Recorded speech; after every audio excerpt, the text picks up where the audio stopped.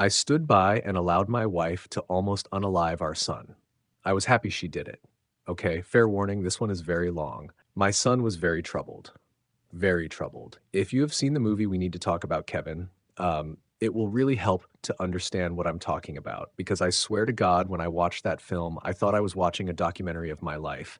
I felt like the writer must have had cameras hidden in my damn house. That's how accurate it was. The only difference is that in the movie, the boy appears normal to his father and only reveals his true nature to his mother. With my son, he didn't have that mask. His insane behavior was the same with everyone. From the day he was born, my son just came out wrong. He was planned. My wife and I tried to get pregnant and were ecstatic when he was born. He was wanted and loved. We showered affection on him and really tried to give him a happy childhood.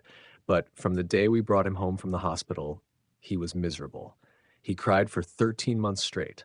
I'm not exaggerating. 13 months without a break.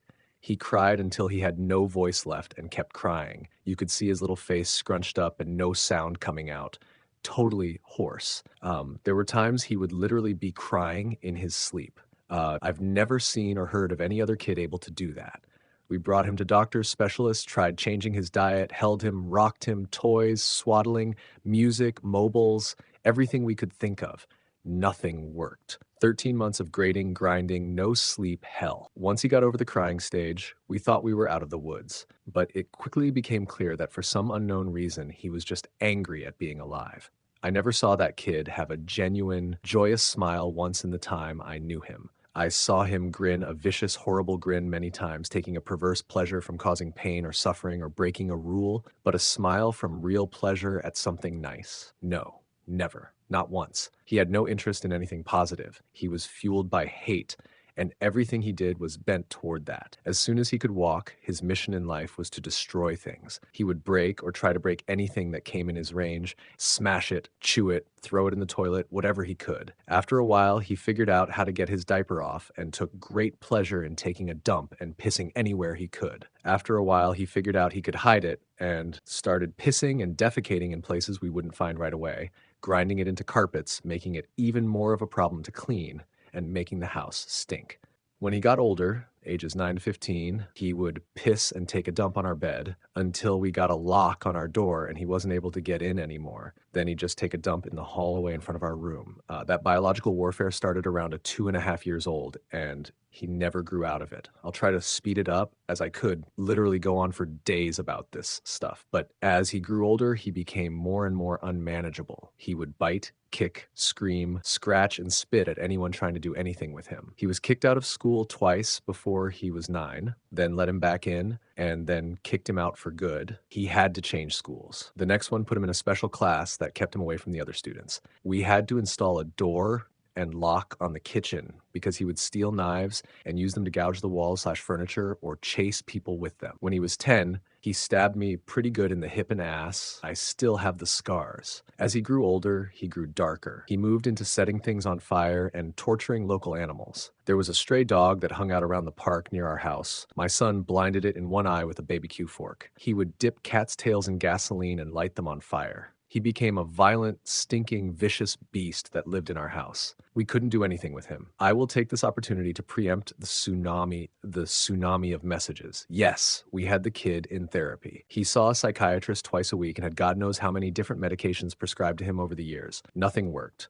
Therapy didn't work. Meds didn't work. Nothing ever worked. He was like a poison cloud of hate and fury, lashing out at anything in his reach. When my son was 16, my wife got pregnant again. I can't tell you how different our reaction was. Instead of joy, we felt horror. This pregnancy had not been planned, and we really were at a loss over what to do. My son had been such an unending nightmare for 16 years, we couldn't take the idea of starting again from the beginning. We talked a lot about terminating, but A, access to abortion was not as easy in those days as it is now, and B, my wife was very against it. We talked about many options. In the end, we decided that my wife would have the baby, and if it turned out evil, we would put it up for adoption.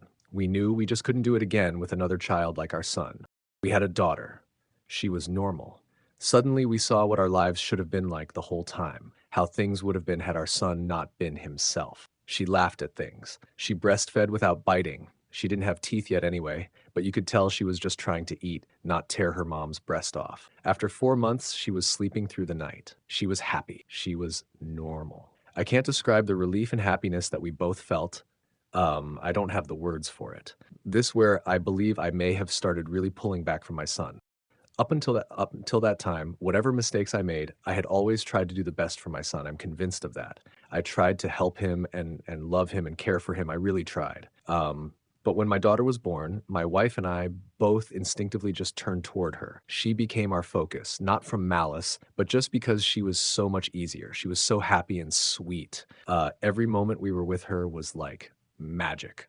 I understand this was wrong, but we honestly couldn't help it. I don't have a better explanation than that. My son hadn't cared about my wife being pregnant. I honestly don't know if he really understood it, but when we brought our daughter home, he started acting out even more. I didn't think it was possible, but he took it up another notch. At this time, he was 17, and we were having blowout screaming matches daily. Usually, after we fought, he would storm out of the house and disappear for hours at a time, or come back the next morning. It was a relief. I started to actually look forward to our fights because it would get him away from us for a while. After the birth of our daughter, my relationship with my son was almost entirely gone. Our only real interactions were screaming at each other. My wife was even worse with him. She just had nothing left. By that time, if our son even came into the same room as her, she would just stop whatever she was doing and start screaming, "Get the hell away from me! Get away!